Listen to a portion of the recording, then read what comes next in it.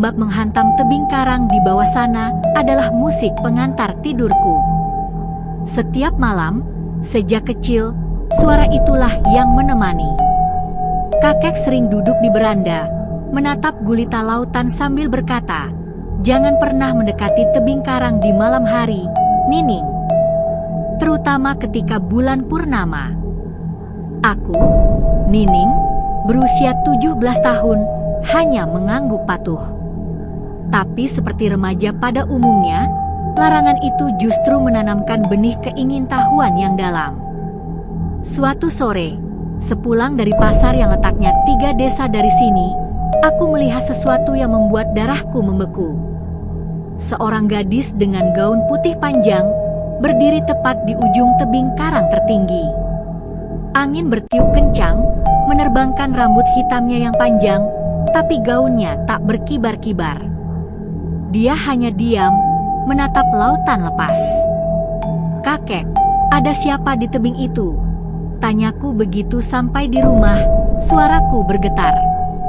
Kakek mengangkat kepalanya dari perapian, matanya menyipit. "Kau melihat sesuatu?" Aku melihat seorang gadis berpakaian putih. Wajah kakek pucat. Dia menarik napas dalam-dalam. "Itu dia, Lastari. Jangan pernah menatapnya terlalu lama, Nining. Jangan pernah menyapanya." "Mengapa? Siapa dia?" "Dia adalah penjaga. Atau mungkin penunggu. Bergantung pada caramu memandangnya. Puluhan tahun lalu, dia terjatuh dari tebing itu saat mencoba menyelamatkan adiknya yang hanyut. Mayatnya tak pernah ditemukan. Sejak itu, dia muncul terutama di bulan purnama. Mereka yang menatapnya terlalu dalam atau menjawab panggilannya akan menghilang. Malam itu, aku tak bisa tidur. Setiap kali memejamkan mata, bayangan gadis putih itu muncul. Aku mendekati jendela kamarku yang menghadap ke tebing. Dan di sana, di bawah cahaya bulan yang nyaris penuh, dia kembali berdiri. Kali ini, tubuhnya tidak menghadap lautan, melainkan sedikit membelok, seolah-olah menatap langsung ke arah rumahku. Aku cepat-cepat menarik tirai jendela, jantung berdebar kencang. Keesokan harinya, hal aneh mulai terjadi. Barang-barang kecil di kamarku berubah posisi. Pita rambut kesayanganku yang biasa kutaruh di meja, ditemukan tergantung di pagar dekat tebing. Aku merasa seperti diawasi. Setiap sudut gelap rumah terasa memiliki mata. Suara angin yang melolong malam hari terdengar seperti bisikan, menyebut namaku pelan-pelan, "Nining." Kakekku tampak semakin gelisah. Dia menggantungkan bawang merah dan gunting di atas setiap pintu dan jendela, sebuah tradisi lama untuk mengusir roh jahat. "Malam ini bulan purnama, Nining," kata kakek suram. "Tetaplah di dalam rumah. Apapun yang kau dengar, jangan keluar." Malam itu datang dengan cepat. Langit cerah, bulan bulat sempurna menggantung seperti lentera raksasa, membanjiri bumi dengan cahaya peraknya. Suasana hening, terlalu hening. Bahkan suara jangkrik dan kodok seolah-olah dicekik. Aku berbaring di tempat tidur, mata terpejam erat, berusaha memaksa diriku untuk tidur. Lalu, aku mendengarnya. Sebuah nyanyian. Suara wanita, lembut dan melankolis, melantunkan sebuah lagu daerah yang hampir terlupakan. Nyanyian itu datang dari arah tebing, tapi terdengar begitu dekat, seolah-olah si penyanyi sedang berdiri di halaman rumah. Nyanyian itu terus berulang, makin lama makin mendekat. Aku memberanikan diri mengintip dari celah tirai jendela. Halaman rumah kosong. Tapi nyanyiannya sekarang seolah datang dari tepat di balik jendela. Aku bisa mendengar setiap helaan napas dalam lagunya. Tiba-tiba, nyanyian itu berhenti. Digantikan oleh sebuah bisikan yang jelas, seolah-olah bibir si pembisik sudah menempel di daun jendela kayu. "Nining, aku kesepian. Temani aku." Tubuhku bergetar hebat. Aku ingat pesan kakek. Jangan menjawab. Jangan bersuara. "Lihatlah aku, Nining," bisiknya lagi, kali ini dengan nada memohon. Aku ingin menunjukkan sesuatu yang indah. Rasa ingin tahu itu, kutukan terburuk manusia, mulai menggerogoti ketakutanku.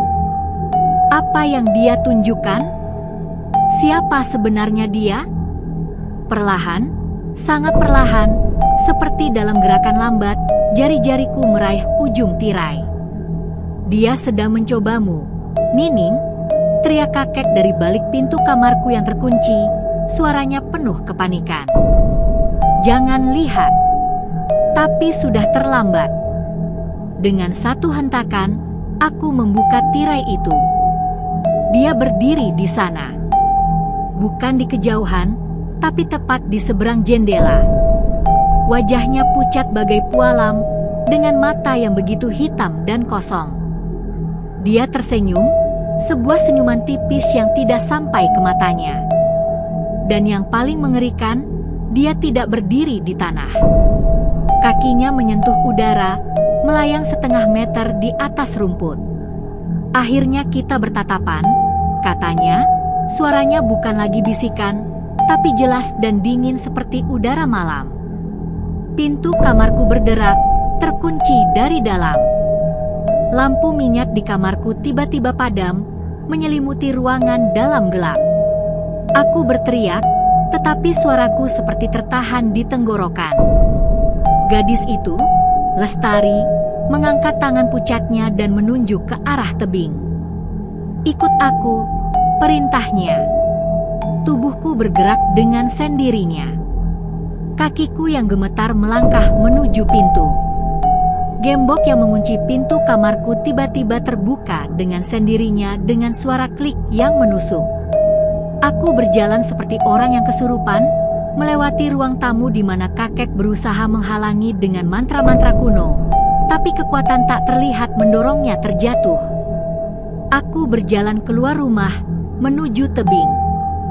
Angin malam yang tadinya sepo-sepo berubah menjadi dingin menusuk tulang. Di ujung tebing, Lestari sudah menungguku, berdiri di tepi jurang yang gelap dan dalam. "Lihat," ujarnya, menunjuk ke bawah. Di sana tidak ada kesedihan. Tidak ada rasa sakit. Hanya kedamaian. Aku mendekat, langkah demi langkah. Pikiranku berteriak untuk lari, tapi tubuhku tidak menuruti. Dari dalam jurang, bukan bau air laut yang tercium, melainkan bau anyir dan tanah basah. Bau kematian. Lestari meraih tanganku. Sentuhannya beku, membuat seluruh lenganku mati rasa. "Spring," teriak kakek dari belakangku, suaranya parau. Dia bukan Lestari. Lestari adalah korban. Itu adalah Jai Langkung yang telah mengambil wujudnya. Dia butuh pengganti untuk bisa bebas. Mata gadis di depanku tiba-tiba berubah. Warna hitam di bola matanya menyebar, memenuhi seluruh bagian putih. Senyumnya meregang lebar, tidak wajar, menunjukkan gigi-gigi yang runjang dan tajam. "Benar, tua bangka." Suaranya berubah menjadi serak dan penuh kebencian. Aku sudah lama menunggu pengganti yang muda dan penuh rasa ingin tahu. Cengkeramannya di tanganku mengeras, menarikku ke tepi jurang. Aku melihat ke bawah. Di antara buih-buih putih, bukan air yang kulihat, tapi wajah-wajah hanyut dan pucat, mata mereka kosong, tangan-tangan mereka menggapai ke atas. Mereka adalah orang-orang yang telah menghilang. Aku berteriak, mencoba melawan, tapi kekuatannya terlalu besar. Tubuhku terdorong, dan aku terjatuh ke dalam kegelapan yang menunggu di bawah. Kakek menemukanku keesokan paginya, pingsan di tepi tebing, tepat di mana Lestari biasa berdiri. Tanganku memegang erat sebatang akar yang kuat, hal satu-satunya yang mencegahku jatuh. Sejak kejadian itu, aku tidak pernah lagi melihat gadis itu. Tapi sampai sekarang, setiap bulan purnama, aku masih bisa mendengar bisikannya yang menggoda, memanggil-manggil dari arah tebing. Dan aku tahu, suatu malam nanti, mungkin ada anak lain yang rasa ingin tahunya lebih besar daripada rasa takutnya. Dan legenda gadis di tebing karang akan meminta korban barunya.